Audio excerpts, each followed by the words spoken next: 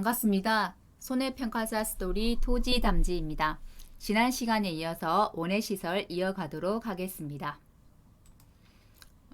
금방 복습 한번 하고 넘어갈게요. 용어 정리해서 고정식 하우스와 이동식 하우스를 구분했던 것은 존치 기간을 가지고 했어요. 존치 기간 1년 이상은 고정식 하우스, 1년 미만은 이동식 하우스가 되겠습니다. 그리고 한시적 휴경은 혹서기에 고등식 하우스의 경우 혹서기에 기존에 설치된 피복제를 벗겨내고 새로운 피복제로 교체하기 위해서 한시적 휴경에 들어가는 거고요. 그때 이제 비닐을 벗겨버리니까 피복제를 비닐이죠, 그죠? 토양을 소독하는 등 새로운 작물들을 위한 준비 기간을 말하고 한시적 휴경 이 기간도 우리가 존치 기간 안에 포함됩니다. 빼지 않습니다. 그리고 시설 작물 재배용 하우스라는 거는 우리 전체 하우스 면적 중에 80% 이상은 시설 작물을 재배하고 있다는 뜻이고요. 나중에 저희가 이제 시설 작물 인수 제한 사항을 배우게 돼요. 그 같은 경우는 우리 재배 면적의 50% 이상은 재배를 해야 된다고 이야기가 나오거든요. 그 재배 면적이라는 것은 실제 이제 우리 시설 작물 재배용 하우스 안에 있는 시설 작물이기 때문에 이 80% 실제 80%만 있다고 한다면 80% 내에서 다시 50%일 거라고 저는 생각을 하거든요. 나중에 인수 제한 목적을 보면서 한번 더 설명하겠습니다. 내재해형 하우스라는 것은 재해에 강한 이제 사전 구조 해석을 통해서 안정성이 검증된 하우스라는 거죠. 재해에 강하다는 말이에요. 결국은 그죠? 이제 적산에 의해서 구조 해석도 안 되고 보험 기준 금액도 산정하기 힘든 경우를 내재해형 하우스라고 이야기를 하고요. 적산으로 산정이 안 되는 거는 내재해형 하우스도 그렇고 유리 온실도 그렇고 그리고 규격이 일정하지 않은 비규격 하우스도 그래요. 그래서 이 세 가지 종류는 우리가 보험 가입 금액 결정할 때 제조달 기준 가액의 90에서 130% 내에서 보험 가입을 결정하는데 적산으로 산정이 안 되는 것들은 계약자 고지사항을 따른다고 했어요. 계약자 고지사항을 따라야 되고 그 중에서도 유리 온실이나 그죠? 유리 온실 같은 경우 그렇죠. 유리 온실 같은 경우 이제 경량 철골조 이런 구조들 유리 온실 같은 경우는 최저 5만 원에서 최대 50만 원까지 해서 가입할 수 있다고 말씀드렸어요. 그죠? 존치 기간에 작물이 하우스 안에 있는 그 시설 작물을 재배하기 위해서 하우스가 시설되어 있는 그 기간을 말하고 존치 기간 종료일은 언제 할 수 있냐? 피복제 벗기는 날, 철거하는 날 또는 시설 작물 재배 종료일로 잡더라. 자, 하천부지, 완성 제방, 계획 합포, 계획 홍수위 개념 알고 계셔야 된다고 했어요. 자, 보겠습니다. 보상하는 손해 이거 시설 작물 중요하다고 말씀드렸어요. 자, 농업용 시설물이나 부재 시설은 자연재해 조수에 보장하고 화재는 전부 특약입니다. 화재 대물 배상 책임도 특약이고요. 시설 작물도 자연재해 조수에는 주계약입니다. 보통 계약. 자, 어떨 때 입은 손해를 보상하느냐? 구조체 피복제에 직접적인 피해를 입었을 때 또는 직접적인 피해를 입지 않았지만 시설 작물 폐해가 70%가 넘어서 작물 재배를 포기했을 때 기상청에서 발령하는 기상특보 재해일 때. 자, 보상하지 않는 손해 있었고요. 존치기간. 자, 이동식 농업용 시설물은 존치기간 몇 개월 이상, 4개월 이상이어야 된다고 했고, 그 기간을 내가 임의로 정할 수는 없다고 했습니다. 자, 보험 가입 금액, 전산으로 산정된 재조달 기준 금액의 90에서 130% 범위, 비가림 시설은 80에서 130이었죠. 그죠? 그럼 재조달 기준 금액이라는 건 뭐냐? 나의 단위 면적당 시설비에다가 재배 면적을 곱한 것이 되겠죠. 그죠? 자, 적산으로 산정 불가능한 것, 유리온실, 경량 철골조로 된 유리온실입니다. 내재해형 하우스, 비규격 하우스. 최저 유리온실은 5만원에서 최대 50만원. 부대 시설은 계약적 고지사항을 따라서 보험가액 추정해서 보험가액 금액 결정합니다. 자, 시설 작물은 내가 앞으로 재배할 시설 작물 중에서 생산비가 제일 높은 거 그걸 선택해서 50에서 100% 계약자가 선택합니다. 자, 주계약 적용 보험료가 좀 어려웠죠. 원해시설이 보험료가 조금 종별 그 보험료율이 있다 보니까 어렵게 느껴집니다. 자, 보험가입 금액에 지역별 보험료율도 곱하고 종별 보험료율이 있다고 하면 종별 보험료율도 곱합니다. 근데 농업용 시설물하고 부대시설 각각 다릅니다. 부대시설은 종별 보험료율이 없어요. 농업용 시설물은 지역별, 종별 보험료를 다 곱하는데 부대시설은 지역별 보험료율만 곱합니다. 그래서 각각 구한값을 두 개를 더하고요. 거기에다가 내가 얼마만큼 위험을 보장 수준 받을 거냐. 보장 수준별 위험률은 조건에서 줍니다. 뭐 90% 보장이라든지 100% 보장이라든지 보장 수준별 위험률을 곱하고 내가 1년이 아니라 단기 8개월, 9개월이라고 한다면 단기 요율 적용 지수를 적용합니다. 단기 요율 적용 지수는 조건에 줍니다. 특약으로 수재 위험 부부장 특약을 걸 수 있다고 했어요. 수재 위험 부부장 특약을 걸면 수재에 대한 위험은 보장받지 않겠다는 거죠. 그렇기 때문에 보험료가 할인이 됩니다. 그래서 보험료의 90% 적용을 해줍니다. 차등 적용 이거 보험료율 차등 상세 가지고 요율 상대도 자 4종이 1이라는 것만 기억해 두시라고 했어요. 그죠? 자 비가림 우리 해가림 시설이죠. 인삼에서는 3종이 1이었어요. 그죠? 근데 원예 시설하고 우리가 지금 배우는 버섯이죠. 버섯은 4종이 1이고요. 요율 상대도가 설계 기준 100% 이상부터가 100% 이상에서 120 미만 3종, 120% 이상. 자, 1종은 120% 설계준 이런 거 아니에요. 1종은 철골 요리온실, 유리 철골 페트 온실 이렇게만 1종이네요. 자, 요거 2종하고 3종 헷갈리지 않으셔야 됩니다. 120% 이상, 100에서 100% 이상에서 120% 미만, 그 다음에 이제 100% 미만이 되겠죠. 아래로 100% 미만 이렇게 내려가죠. 3개 그죠? 중간이 되고. 그리고 4종에 갔을 때도 허용 적설심 7.9cm 이상, 그 다음에 허용 풍소 10.5m per 세카 이상이고, 이제 5종일 때는 미만이 되는 거예요. 자, 시설 작물도 주계약이 있고 특약이 있습니다. 화재는 다 특약입니다. 농업용 시설물 부대 시설도 화재는 특약이고 시설 작물도 화재는 특약입니다. 주계약은 다 자연재해 조수에만 보장을 합니다. 자, 보험료 구분 한번 보겠습니다. 농업용 시설물과 같습니다. 보험가입 금액에 지역별 보험료율도 곱하고 종별 보험료율도 곱합니다. 그리고 부보 비율에 따른 할증 개수라고 되어 있는데 부보 비율이라는 건 어떤 거냐면 우리 시설 작물 중에 똑같은 겁니다. 시설 작물을 50에서 우리가 100% 사이에 가입할 수 있다고 했잖아요. 얼마만큼 나는 보상을 받을래? 라고 정할 수 있다고 했죠. 나는 100% 다 받을래? 80%만 아니면 90%만 정할 수 있는데 대신 그렇게 50%만 받는다, 60%만 받는다고 정했다 하더라도 실제로 사고가 났을 때는 실손으로 적용을 한다고 했어요. 제가 그렇기 때문에 대신 실손으로 적용을 해주지만 보험료는 좀 더 많이 내라. 그래서 보험료에 대한 부보 비율에 따른 할증이니까 더 늘어난다는 거죠. 그래서 보험료 좀 더 내라는 겁니다. 보험료 좀 더 내면 보험금 줄 때 실손으로 보상해 줄게 이 말입니다. 단기 요율 적용 조수는 같습니다. 단기로 가입했을 때 수재위험 부부장 특약 가입했을 때도 90% 적용 같고요. 수재위험 부부장 특약은 화재 보험에는 없습니다. 다 주계약에만 특약으로 걸 수 있어요. 부부 비율에 따라 할증계수 나오죠. 50%일 때 50%면 진짜 보장을 적게 받는 거잖아요. 그렇기 때문에 할증계수 1.69 더 많죠. 그래서 보험료 더 내라는 거예요. 100%일 때는 딱 1이니까 똑같이 1이죠. 네, 그렇게 생각하면 그렇게 어렵지 않습니다. 화재 대물 배상 책임 보장 특약은 이거 보험료 산출하는 공식 외우셔야 됩니다. 산출 기초 금액이 1,202만 5천원 1202500 이렇게 했죠. 화재 위험이니까 화재 위험 보장 특약 요율이 곱해지고 대물 인상 개수를 곱하고 단기 요율 적용 지수를 곱합니다. 대물 인상 개수는 얼마까지 보장받을래? 이 말입니다. 최저 1,000만원에서 최대 3억까지 보장받을 수 있습니다. 금액이 크면 커질수록 당연히 개수도 늘어나겠죠. 그죠? 개수가 늘어난다는 것은 보험료가 더 늘어난다게 되겠죠. 왜냐면 나는 1,000만원 보장 받는 거하고 3억 보장 받는 거하고 당연히 보험료가 더 늘어날 수밖에 없잖아요. 그렇게 생각하시면 됩니다.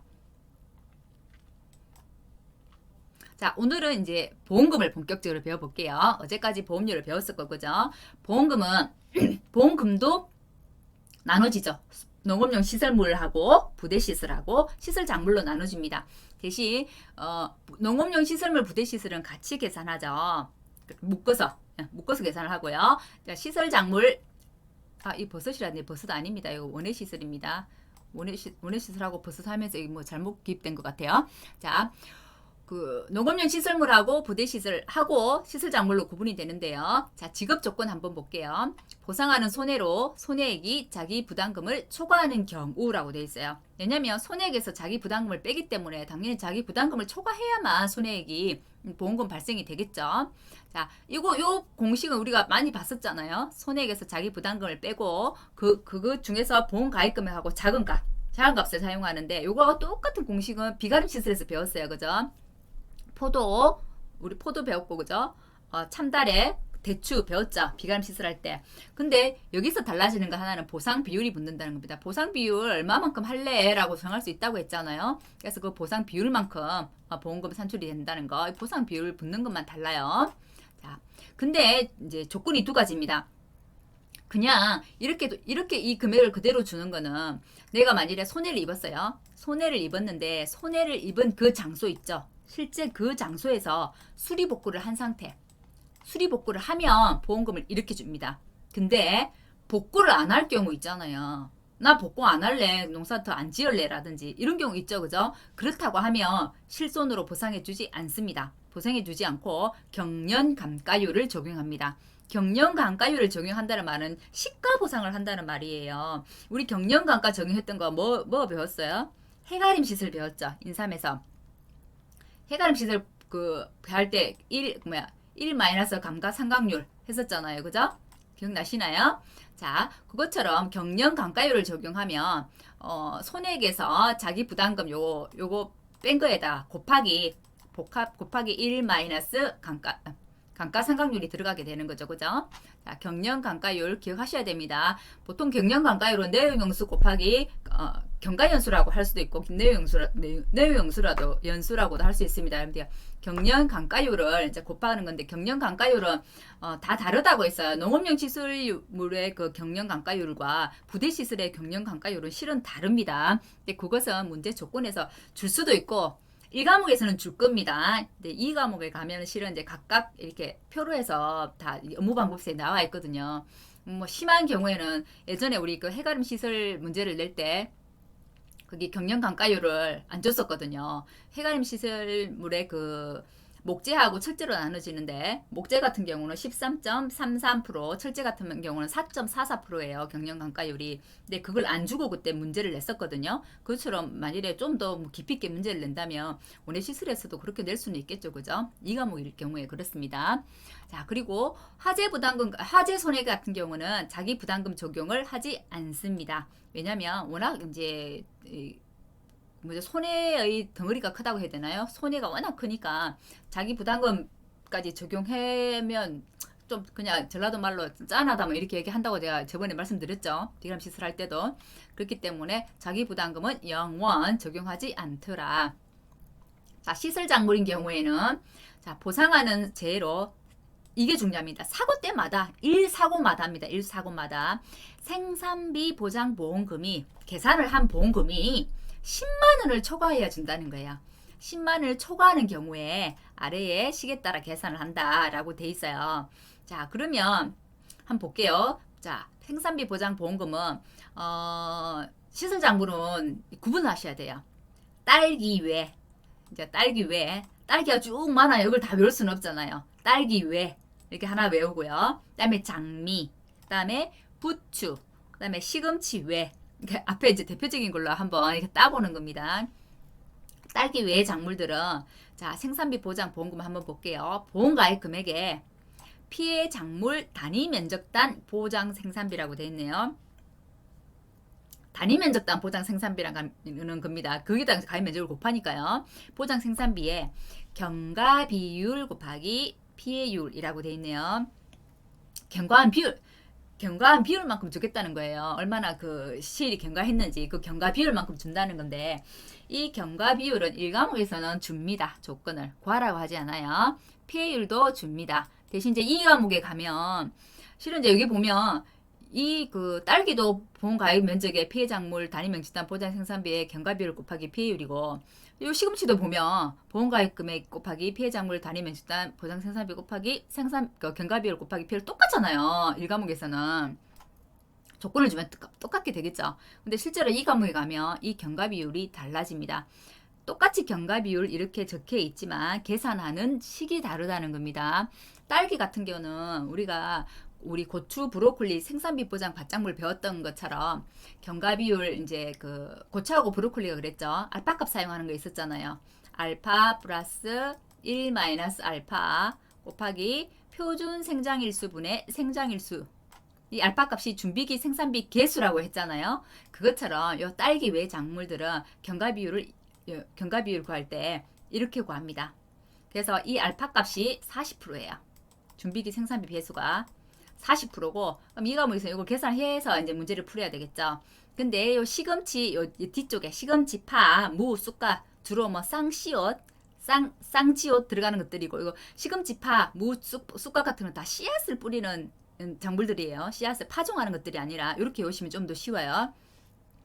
이때 경과 비율은 이제 이 과목 가면 배우실 건데요.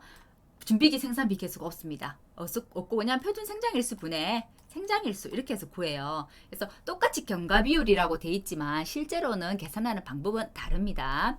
자, 이 과목에서는 그냥 PA율 하고 외우시면 되지만 이 과목에 가면 우리가 그 고추 PA율 배울 때 기억나시나요? 생산비 보장 바짝물하고 PA율은 PA 비율 곱하기 손해 정도 비율이고 고추는 1 마이너스 미분상 비율까지 붙는다고 했죠. 근데 이 시설 작물의 PA율은 이 과목에 가면 하나 더 있습니다. 자, 피해 비율, 그러니까 피해 비율 곱하기 손해 정도 비율 앞에 재배 비율이라고 이제 있습니다. 그래서 우리가 재피손 이렇게 외우거든요. 재배 비율이라는 것은 실제 내 보험 가입한 거에 가입 면적이 있잖아요. 가입 면적이 있는데 재배를 얼마만큼 해? 이것만큼이에요. 그리고 이제 재배가 또 내려옵니다. 재배를 얼마만큼 하는데 피해 얼마 입었어? 이게 피해 비율이죠. 자, 피해에 입은 거가 손해 정도를 얼마만큼 피해 정도가 얼마만큼 입었어. 그러니까 손해 정도 비율이 되는 거예요. 그래서 재피손으로 구하는데 그건 2과목 가서 다시 또 설명하도록 할게요. 1과목은 이 그냥 봉 산출식만 외우면 될 것 같고 실은 이 산출식은 시험에 한번 나왔습니다. 원해가 작년에도 원해 시험 문제가 나왔었고 재작년에도 원해 시험 문제가 원해가 계속 연달아 출제되고 있습니다. 지금 이제 새롭게 이제 15점짜리 문제로 나왔어요. 5회 때. 그리고 이제 어떨 때 이제 그 보험금을 주는지 하고 여기 다 나왔어요. 산출식을 쓰라는 게 다 나왔습니다. 딸기, 장미, 부춤, 시금치 다 나왔어요. 그래서 조금 당황스러웠죠. 처음에 그런 식으로 문제가 나오니까.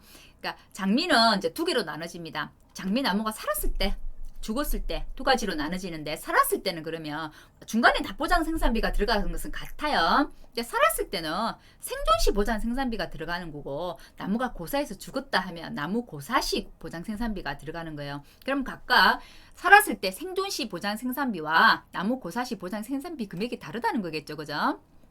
그리고 이제 경과 비율이라는 게 없습니다. 장미에는 피해율만 곱해줍니다. 특이하죠? 이건 경과 비율 없어요.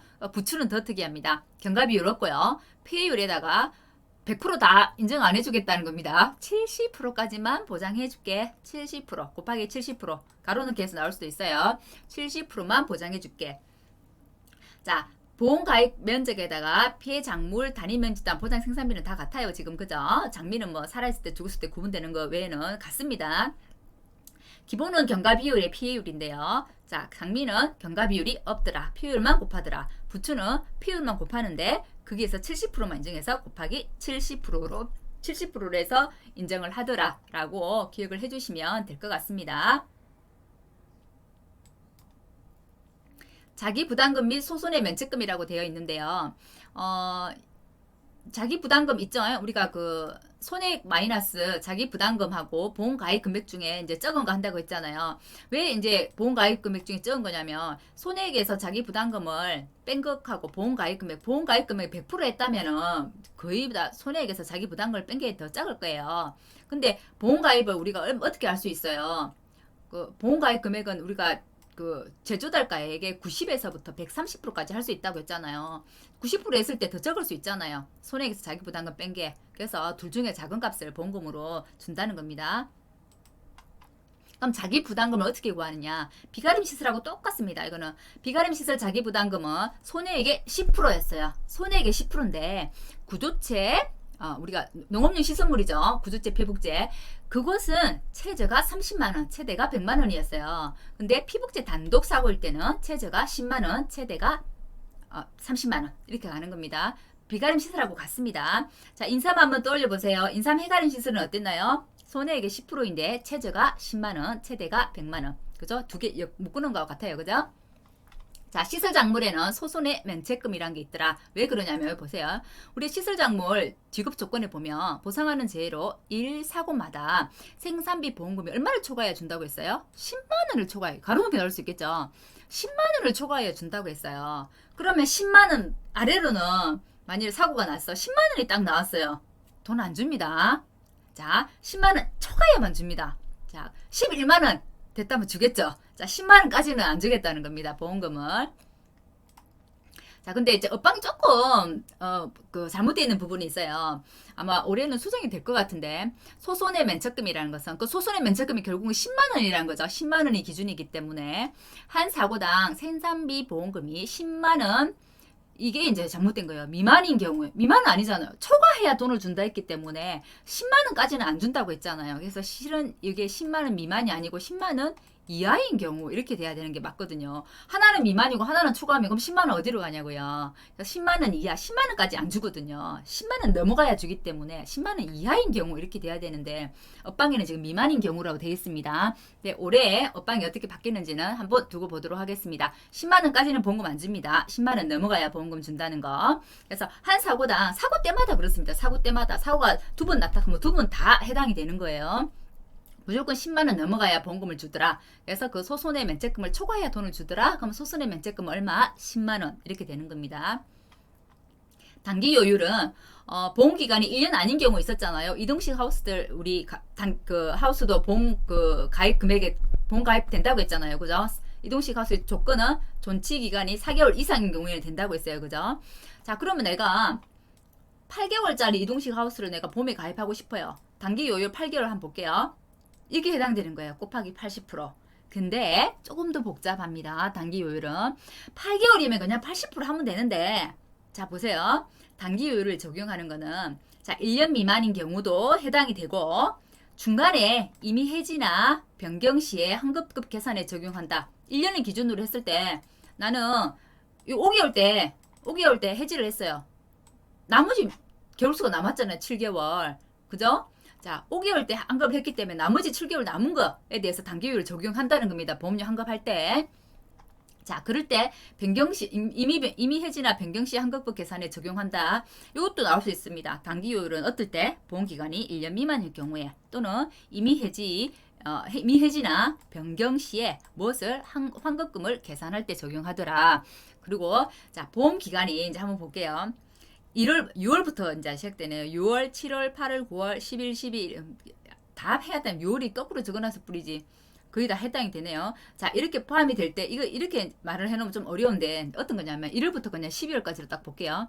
12월까지가 있는데 그 중에서 4월달, 5월달, 10월달 어떻게 보면 가장 따뜻하고 좋은 봄, 그죠? 봄날 하고 날씨 아주 좋아서 놀러가기 좋은 가을날 10월달, 4월달, 5월달, 10월달을 제외하고 나머지 달들은 나에게 만약 5개월 안에 내가 이 달들이 끼어 있어요. 그러면 그 달마다 10%더 가산을 해서 단계요율을 적용하겠다는 겁니다. 너무 웃기죠? 자, 그런데 또 더 특이한 건 화재위험 보장특약은 가산을 하지 않는답니다. 화재위험 보장특약은 우리 화재위험 보장특약에 우리가 보면 요 단계요율 적용 줄 수 있죠. 근데 이때는 달에 얼마씩 10%씩 가산하는 건 하지 않겠다는 겁니다. 만일에 화재 위험일 때 보장은 내가 만일에 8개월이다 하면 이 80% 그냥 그대로 적용인 거예요. 적용인데 나머지 다른 거는 10%씩 이제 가산을 하는데 조금 더 웃기는 거는 만일 이렇게 제가 1월에서 8월까지 적용해 볼게요. 그럼 8개월이잖아요. 그러면 이제 80%를 적용을 해요. 적용을 하는데 4월달 안 하고 5월달 안 하고 10월달이니까 10월달 포함 안 되죠. 나머지는 전부 1%씩 가산한다고 했어요. 그러면 1월달, 2월달, 3월달, 5월달 아니네 6월달, 7월달, 8월달 몇 개입니까? 하나, 둘, 셋, 넷, 6개면 벌써 이게 60%잖아요. 10%씩 가산을 하면. 근데 8월달이 지금 몇 프로예요? 80%예요. 자, 그러면 몇 프로가 되나요? 140%가 되죠. 이렇게 10% 가산을 해가지고 100%가 넘었어요. 그럴 때는 보세요. 조건이 이 요율은 100%를 초과할 수 없음. 했기 때문에 몇 프로가 되냐면 100%가 되는 거예요. 복잡하죠. 자, 한 번 더 정리할게요. 단기 요율은 보험기간이 1년 미만인 경우 또는 이미 해지나 변경할 때 환급금을 계산할 때 적용을 하더라. 1월부터 12월까지 가입 기간 중에서 4월달, 5월달, 봄날, 날 좋을 때, 10월달 요 세 개를 제외하고 나머지 달들은 전부 다 10%씩 가산을 하더라.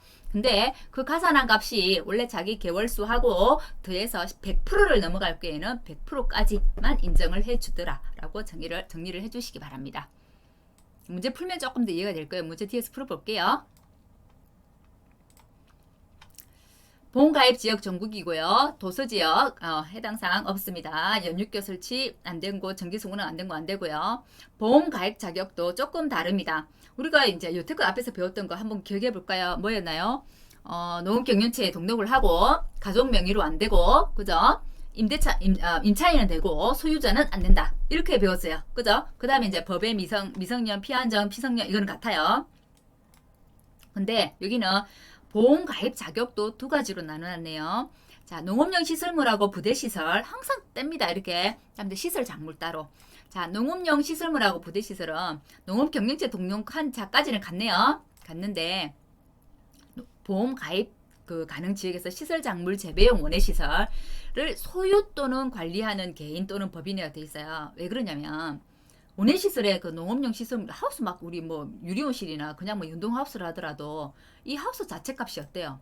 굉장히 비싸죠. 단가가 비싸잖아요. 그렇기 때문에 내가 대부분 직접 농사를 짓는 경우도 있지만 나는 지어놓고 임대를 해주는 경우도 있어요. 실소유주와 농사를 짓는 임차인 따로 구분이 된다는 거죠. 그러면 보통은 다른 것 우리 작물은 임차인만 됐잖아요. 근데 이곳은 워낙 고가고 이러다 보니까 임차인도 보험에 가입할 수 있고요. 임대인, 소유주도 가입할 수 있습니다. 왜? 우리가 보상 재해가 왔을 때 재해의 범위가 크고 보상액이 크기 때문에 그래요. 그래서 만일에 임차인이 제 이 보험을 안 든다고 하면 소유주라도 들어야 되잖아요. 그래서 보상을 받아야 되잖아요. 그렇기 때문에 뒤에 무슨 말이 뭐냐면 소유 또는 관리하는, 소유는 소유주고 관리하는 개인이라는 것은 결국 임차인이란 말이잖아요. 그죠? 그래서 소유 또는 관리하는 개인 또는 법인 꼭 요거 잘 봐두시기 바랍니다. 가로놓기 나올 수 있습니다. 개인 또는 법인 다 가능합니다. 자, 시설 작물은 우리가 앞에서 배웠던 것 같아요. 농업경영체에 등록해야 되고 어디에서 국내에서 무엇을 보험 대상 농작물을 어떻게 통상하는 방법으로 실제 경작하는 주된 경작자들아 똑같습니다. 자, 농업용 시설물 부대시설은 기억해 주세요. 자, 보험 가입 기준도 조금 다르죠. 우리 앞에 배울 때는 농지 단위로 가입할 수 있고, 뭐 하우스 단위로 가입할 수 있고, 뭐 이런 게 있었어요. 그죠? 비가림 시설은 200제곱미터 이상이어야 되고, 뭐 이런 것도 있었죠. 자, 근데 원예 시설 한번 보겠습니다. 시설 1단지 단위로 가입을 하네요. 뭐 예를 들어서 우리 이렇게 논에 하우스가 이렇게 세 동이 있다고 하면 이거 통째로 이렇게 가입을 한다는 말입니다. 한 동밖에 없다 하면 한 동 이렇게 가입을 하겠죠. 자, 단지 내에 해당되는 시설 작물은 대신 전체를 가입해야 됩니다. 그 단지에 하우스가 세 동이 있는데 난 한 동만 가입할래. 이거 안 된다는 거예요. 일부 하우스 가입하는 거 안 됩니다. 전체로 다 가입을 해야 되고요. 그리고 이제 연속된 일체의 시설, 이건 뭐라면 연동하우스가 이거 단동하우스 같은 경우는 이렇게 재배 면적이 이렇게 떨어져 있습니다. 하우스들이. 그래도 이걸 그 단지로 봅니다. 근데 연동하우스 같은 경우는 연결되어 있죠. 이렇게 쭉쭉 연결되어 있죠. 연결되어 있는 일체의 시설 연동하우스라고 합니다. 연동하우스 우리 사진 보면 금방 이해가 됐었어요. 그죠? 아, 여기 연동하우스는 없네요. 연동하우스는 유리 온실하고 같습니다. 유리 온실은 이렇게 유리라는 것만 차이가 나고, 연동하우스는 이거 비닐만 된 것만 다릅니다. 요게 이제 단동하우스죠. 한 동씩 있는 거. 이렇게 한 동씩 있는 거. 연동하우스 저 뒤에 보이는 게 있네요. 저 뒤에 연동하우스 있네요. 저 뒤쪽에. 이렇게 이어져 있죠. 이거는 지금 단동이죠. 떨어져 있죠. 이어지는 거 보이시나요? 자, 저렇게 이어져 있는 게 연동하우스입니다.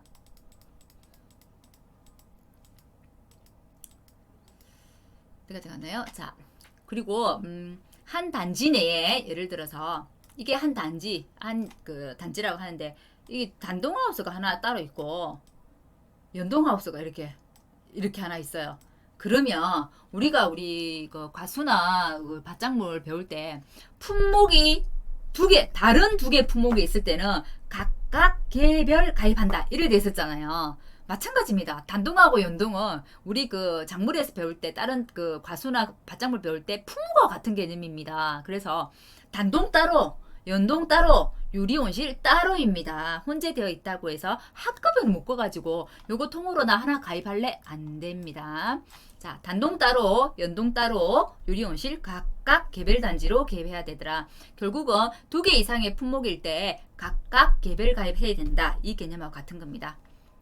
최소 가입 면적은 단동, 연동하우스, 한동하우스 300제곱미터 이상이고요. 우리가 비가림 시설은 200제곱미터 이상이었죠. 유리온실, 경질판 유리온실은 제한이 없다고 되어 있습니다. 자, 그리고 보통은 농업용 시설물을 가입해야만, 농업용 시설물이 이렇게 있어야만 우리가 안에 이 시설 작물을 키울 수 있잖아요. 그죠? 원예 시설은. 이게 있어야만 안에 부대 시설 또는 시설 작물을 가입이 가능해요. 근데 또 특이한 거 한 가지, 유리온실. 유리온실은 워낙 고가입니다. 그리고 덩치가 워낙 큽니다. 엄청 넓은데 유리온실이 지어져 있어요. 그렇기 때문에 꼭 부대시설, 그 시설 작물하고 같이 가입해야 되는 건 아니라는 겁니다. 자, 농업시설물 가입해야 부대시설하고 시설 작물 가입할 수 있는데 유리온실은 유리온실 따로 또는 부대시설, 시설 작물만 따로 가입하는 게 가능하다는 겁니다.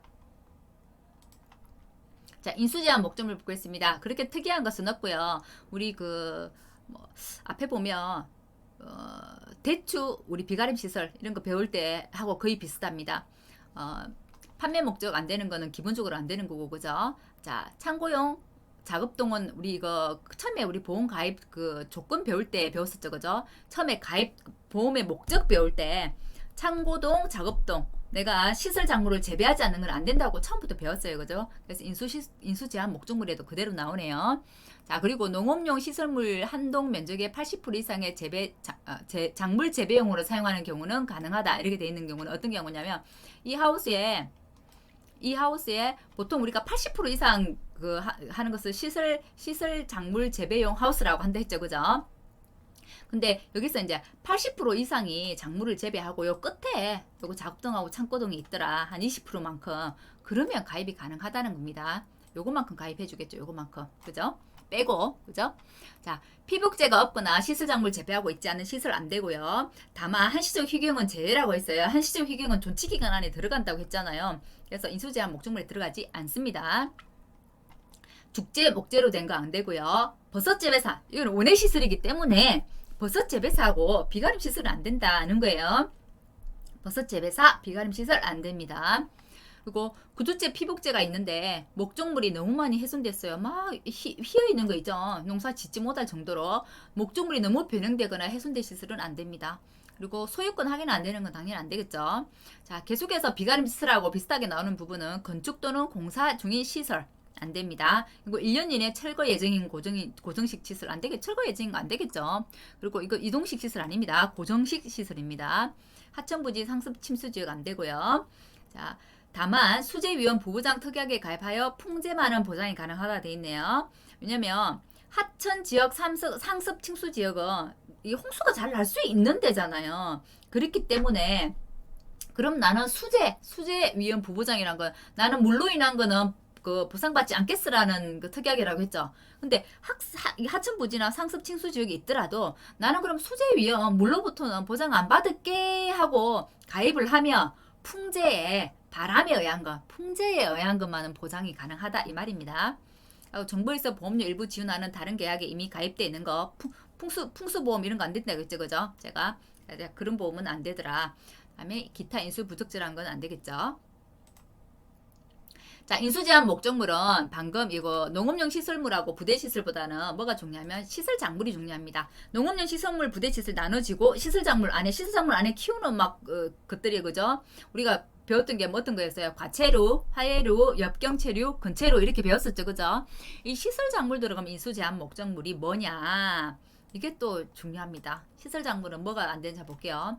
작물의 재배 면적이 시설 면적의 50% 미만인 경우에 예를 들어서 시설이 이렇게 우리가 1000제곱미터라고 한다면 아무리 적게 지어도 500제곱미터는 지어야 된다는 겁니다. 그런 말입니다. 자, 50 미만인 경우, 50보다 미만인 경우는 안 되죠. 자, 근데 좀 또 여기 또 단서가 있습니다. 50% 미만이면 안 되는데 그 중에서 그래도 백합하고 카네이션은 그냥 200제곱미터만 되면 돼.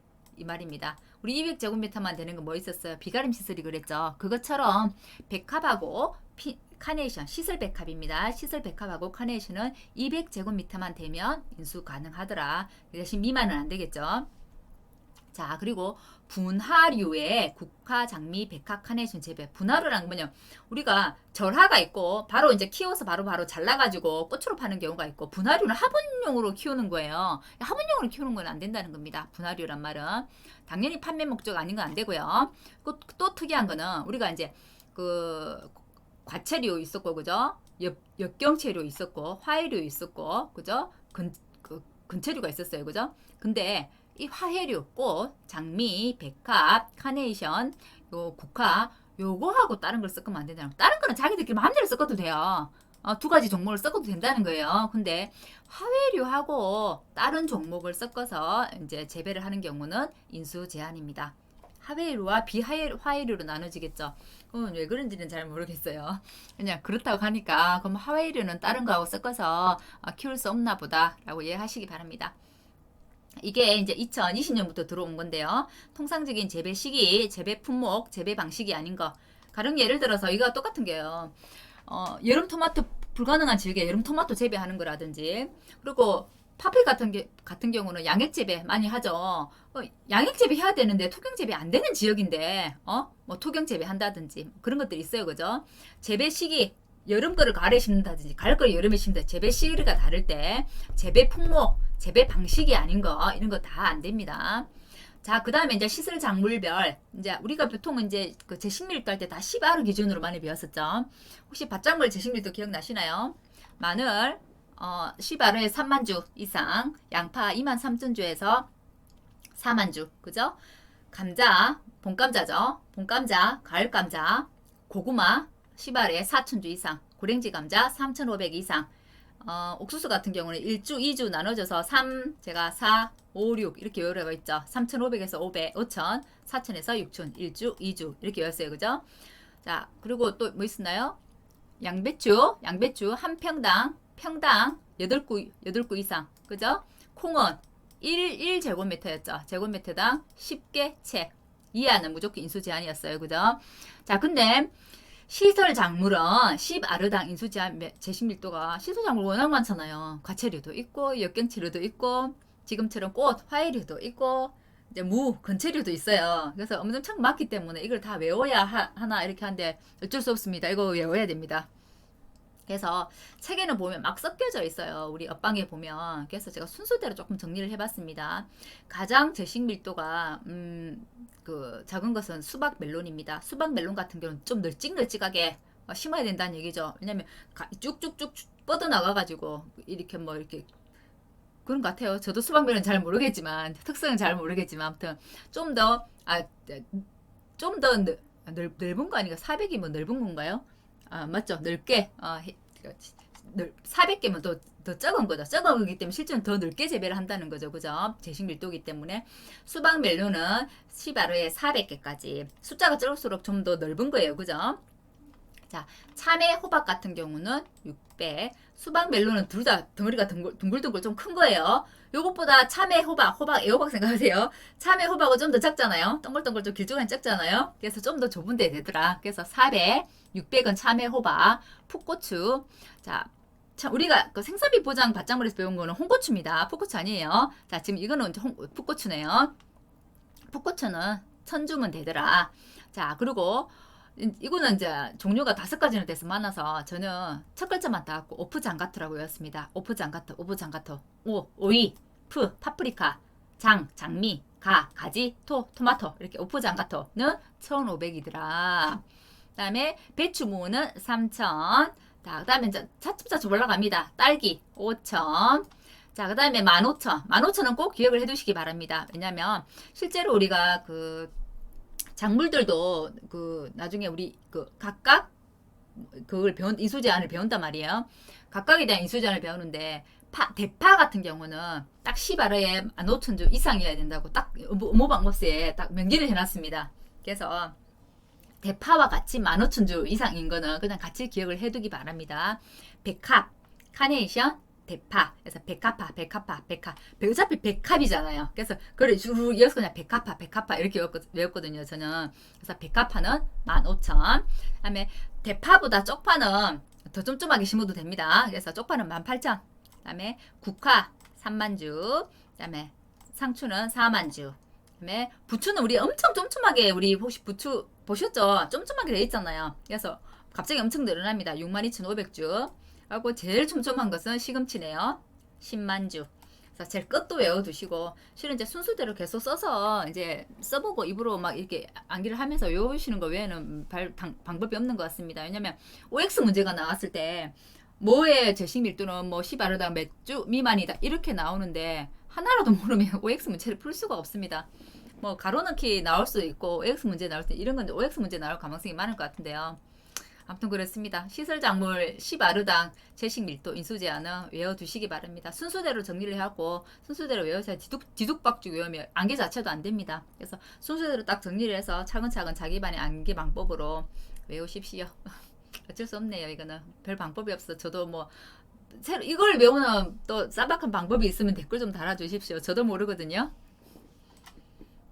자, 가입금액 복원이라는 건 뭐냐면 우리가 이제 포상을 하고 나면은 원래는 다른 우리 과수나 밭작물 같은 경우는 소약감사 포장거 한번 타먹고 나면 다시 못 타먹죠. 한번 타먹고 나면 끝나잖아요. 끝나는데 원액시슬 같은 경우는 그렇지 않습니다. 우리가 손해를 봐서 파손이 됐어요. 파손이 되면 우리가 실손으로 보상을 실금액으로 그대로 실손으로 보상하는 이유가 파손이 됐는데 이 파손된 거를 복구를 해야 되잖아요. 복구를 하지 않으면 원액시설은 농사를 지을 수가 없잖아요. 그렇기 때문에 이 그 금액을 그대로 다 준다고 했어요. 내가 실용 보상 비율을 뭐 60% 했다 하더라도 실 금액 다 준다고 했잖아요. 대신 보험료를 더 많이 내서 보험료 더 많이 내라 이렇게 한다고 했잖아요. 그죠? 그래서 그 말하고 똑같은 이야기입니다. 보상 이후에 별도의 인수 처리를 하지 않아도 보험 가입 금액이 원래대로 복원이 되는 겁니다. 내가 보험 가입 금액이 원래 1,000만 원이었어요. 그러니까 근데 내가 손해가 500만이 났어. 500만을 타먹었어요. 그럼 500만 남는 게 아니라는 겁니다. 다시 보험 가입 금액은 1,000만 원으로 복구가 되더라. 그죠? 근데 이게 한 번 사고 나고 두 번째 또 사고 났어요. 나 두 번째 600만 원 손해가 났어요. 각각으로 봅니다. 600만 원 손해하면 또 1,000만 원보다는 안 넘어갔잖아요. 그래 똑같이 보험 가입 금액이 복원이 됩니다. 그죠? 특이하죠? 근데 자, 복구가 완료된 하우스에는 농협에 복구 완료 신고를 하면 신고를 해야 이제 자동으로 보험 가입금이 복원되는 거예요. 그냥 복구했다고 가만히 있으면 되는 건 아니고. 근데 자, 단서 조건이 또 있죠. 사고별로 이제 보험 가입 금액이 내가 지금 1,000만 원이에요. 근데 만일에 1,000만 원보다 더 큰 사고가 났다. 딱 1,000만 원치 사고가 나든지 아니면 1,000만 원보다 더 큰 사고가 났다. 이럴 때는 이제 안 됩니다. 1,000만 원 타먹고 1,000만 원 타먹고 보험계약은 소멸됩니다. 소멸되고 가입 금액은 복원되지 않습니다. 아주 특이하죠. 보험 가입 금액만큼 가지 않으면 1차, 2차, 막 3차 계속 준다는 거예요. 그 사고 때마다. 근데 보험 가입 금액하고 동일되거나 넘어가 버린다. 이상이 된다고 하면 보험 가입 금액은 복원되지 않습니다. 무슨 말인지 이해되시죠? 자, 그러면 원액시설 문제 풀이할 때 그럼 뭘 중점적으로 봐야 되느냐? 원액시설 아주 특이하잖아요. 그래서 원액시설은 우선 보험금 구하는 공식을 알아야 되죠. 자, 손해액에서 자기 부담금을 뺀 것과 보험 가입 금액 중에서 적은 거 선택하더라. 작은 금액, 적은 것 이래야 되나요? 적은 금액이죠. 양이니까, 그죠? 그 다음에 꼭 곱하기 보상 비율. 내가 얼마 보상 받을래? 보상 비율만큼 곱해주더라. 근데 내가 손해 입은 장소에서 수리 복구를 해야만 그렇게 주는데 수리 복구를 안 했어. 안 했으면 내 경과 연수 연수분의 경영감가율을 곱해가지고 시가로 보상하더라. 이거 문제 풀어볼게요, 뒤에. 그러면 이해가 될 겁니다. 그리고 하재손해보험은 워낙 손해 단위가 크니까 자기 부담금 면제해 주더라. 자기 부담금은 0원이더라. 그리고 보험료 계산할 때 종별 보험료율 주계약 보험에 다 있었어요. 농업용 시설물에 있었고요. 부대 시설은 없었습니다. 시설 작물도 있었어요. 지역별 보험료율 곱하기 종별 요율을 곱했습니다. 종별 요율은 1종, 2종, 3종, 4종, 5종으로 나눠지고 4종이 1입니다. 해가림 시설은 3종이 1이었다고 했어요. 4종이 1이어서 위로 갈수록 줄어들고 3종은 0.9, 2종은 0.8 이렇게 줄어들고 5종은 1.1 이렇게 뒤로 늘어납니다. 기억해 두시고요. 자, 시설 작물, 이제 보험료 이제 계산인 거죠. 그래서 시설 작물도 지역별, 종별 보험료율에 시설 작물은 그게 있다고 했죠. 우리 농업용 시설물하고 부대 시설은 보상 비율을 곱했었잖아요. 보장 위험률을 곱했었잖아요. 보장 위험률을 곱했는데 시설 작물 같은 경우는 따르게 부보 비율에 따른 할증 개수를 곱하더라. 같은 개념입니다. 이제 내가 뭐 90%만큼 그걸 받겠다, 보장을 받겠다 하면 그 90%에 해당되는 부보 비율에 따른 할증 개수가 조금 더 이게 보통 그러니까 100%가 1이라고 했잖아요. 90%면 좀 더 늘어납니다. 그래서 보험료 좀 더 내 이 말인 거예요. 너 90%밖에 가입 안 했는데 나중에 손해 나면 100% 다 해줄게. 하지만 보험료는 조금 더 내. 그게 부보 비율에 따른 할증 개수입니다. 단기요율 적용주수라는 거는 단기로 가입했을 때, 그죠? 단기로 가입했을 때는 단기요율 적용주수 곱하더라. 그리고 기억하셔야 돼요. 단기요율 적용주수 4월달, 5월달, 10월달은 가산하지 않더라. 근데 가산해가지고 100%가 넘으면 100%까지만 인정해주더라. 기억해 두세요. 자, 밑에 부보비율에 대한 개념 돼 있죠? 보험 가입 비율로 일부 보험에 가입했는데 일부 보험이란 것은 100% 다 가입 안 했다는 얘기예요. 80%나 60%, 50% 이렇게 가입했다는 겁니다. 그래도 보험 가입 금액 내에 손해액 전부는 보상하겠다는 겁니다. 근데 예를 들어서 나는 일부 보험을 90% 가입해갖고 나는 원래는 1,000만원짜리예요. 7만원짜리인데 일부 보험 90% 가입해가지고 내가 이제 900만원이 됐어요. 그죠? 근데 내가 1,000만원짜리 났다면 1,000만원 다 넘어서는 주지는 않는 겁니다. 내 보험 금액 가입 내에서는 최대까지 이거 다 주겠다는 겁니다. 수재위험 부보장 특약 가입했을 때는 보험료 90% 적용하더라. 그리고 시설작물 보험 가입 금액은 생산비가 가장 높은 거 작물 중에 거기에서 50에서 100%더라. 우리가 이제 다른 우리 과수나 밭작물에서 평년 수확량의 50% 100% 같은 거예요. 이거는 생산비가 높은 작물 50에서 100%가 되는 겁니다. 그리고 농업용 시설물하고 부대 시설은 보험 가입 금액은 제조달가액의 90에서 130이더라. 비가림 시설하고 구분하세요. 비가림 시설은 80에서 130이었어요. 적산 산정 불가능한 거 유리온실, 내재형 하우스, 비규격 하우스. 유리온실 같은 경우는 최저 5만원에서 최대 50만원까지 가능하더라.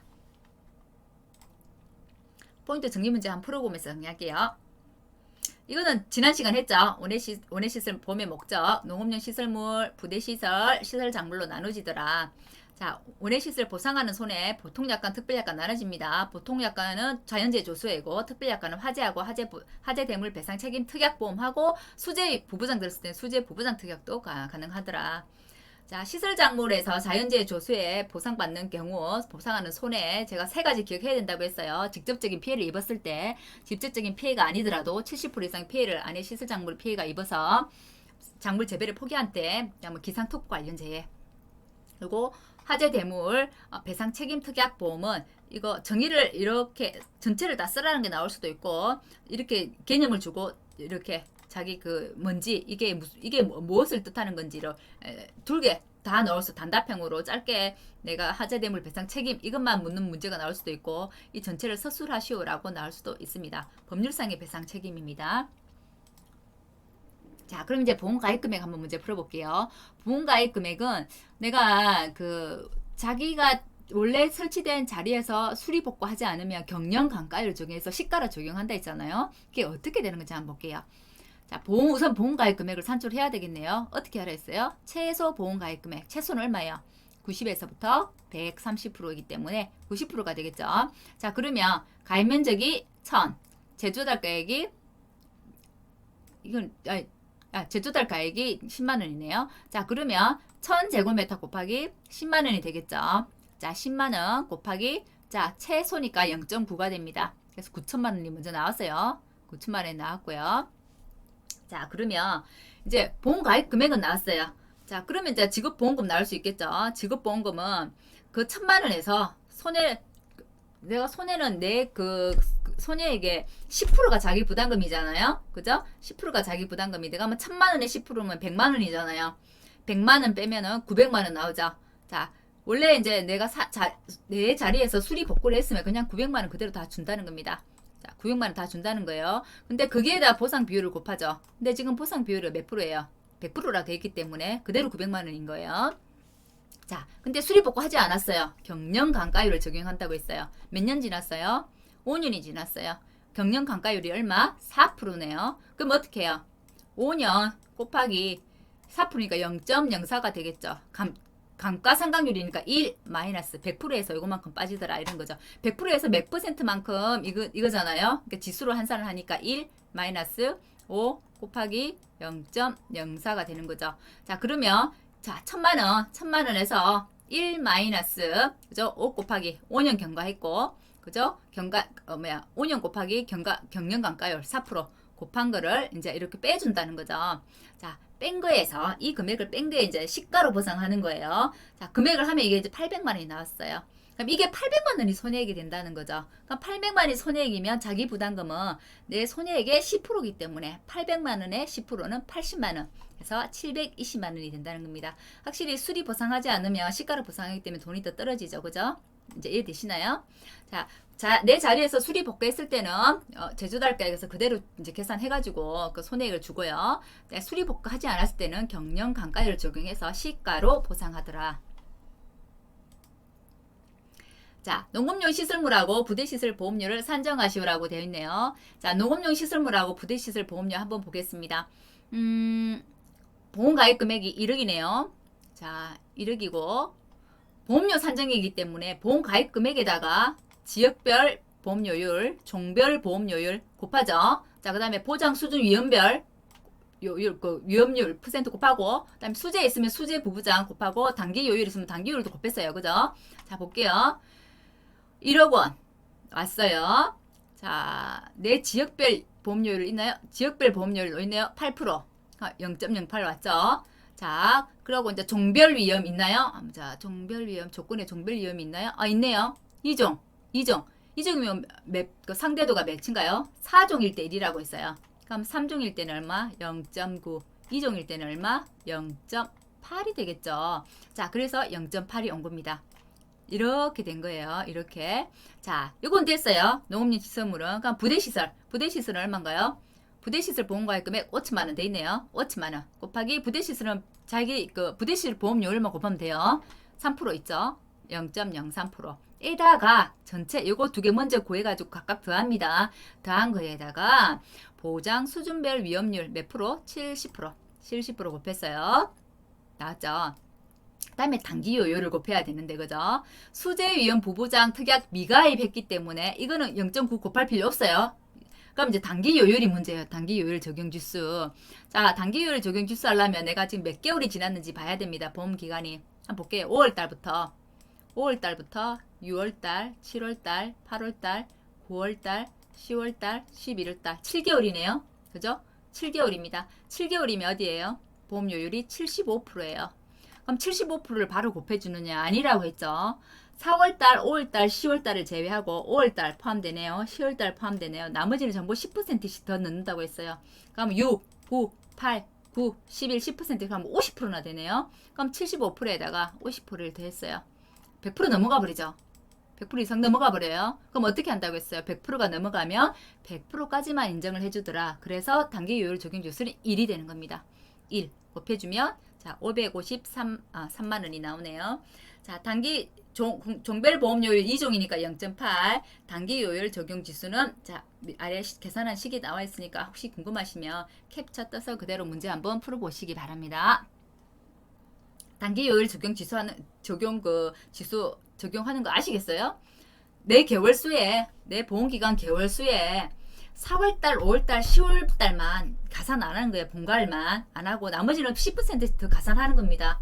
포함 안 되는 거 10% 더 가산하면 만약에 이게 75%였는데 10% 가산한 게 20%밖에 안 됐어. 그러면 9.5가 되는 거예요. 근데 25% 넘어가면 이제 100% 넘어가잖아요. 100%가 넘어갔을 때는 그냥 1로 한다는 거예요. 단기 요율 조수는 1을 넘어갈 수는 없습니다. 그래서 100%가 넘어가면 1로 가산하더라. 그것만 기억하시면 될 것 같습니다. 자, 네 번째, 보험가입 금액 구하고, 이제 순서대로 가는 거예요. 보험가입 금액 구했으니까, 그 다음에 보험료도 한번 구해봐라. 보험료도 구하고, 실제 손해 났을 때 보험금도 구해봐라는 거예요. 한번 볼게요. 시설 작물에 관한 거네요. 우선 먼저 보험가입 금액을 구하시오. 시설 작물 보험가입 금액 기억나시나요? 작물, 재배 예정인 작물 중에서 생산비가 제일 높은 거에서 50에서 100%라 했죠. 그러면 생산비 한번 볼게요. 오이가 있고 파프리카 있어요. 뭐가 더 높은가요? 파프리카가 높죠. 그럼 뭐가 되는 거? 파프리카가 되는 거예요. 이 파프리카의 50에서 100% 됩니다. 시설작물 보험가입 금액 구합니다. 그러면 면적 나왔죠. 그죠? 가입 면적, 시설 면적 같네요. 둘 다 똑같기 때문에 2,000 그대로 구하면 되죠. 2,000 곱하기 자 22,600원 곱했어요. 이거는 뭐 최소로 가입해라. 뭐 최대로 가입해라. 시설은 최소 50에서 100%죠. 시설작물은. 뭐 그런 말이 없어요. 그럼 100% 그대로 합니다. 자, 그래 100% 4,520만 원이 나오네요. 자, 50에서 100%인데 지금 몇 프로 말이 없어서 100% 그대로 가입했어요. 자, 그러면 보험료는 이제 보험가입 금액 가지고 하자. 보험가입 금액이 4,520만 원 나왔어요. 자, 내 보험료율이 10%네. 그대로 10% 가져왔어요.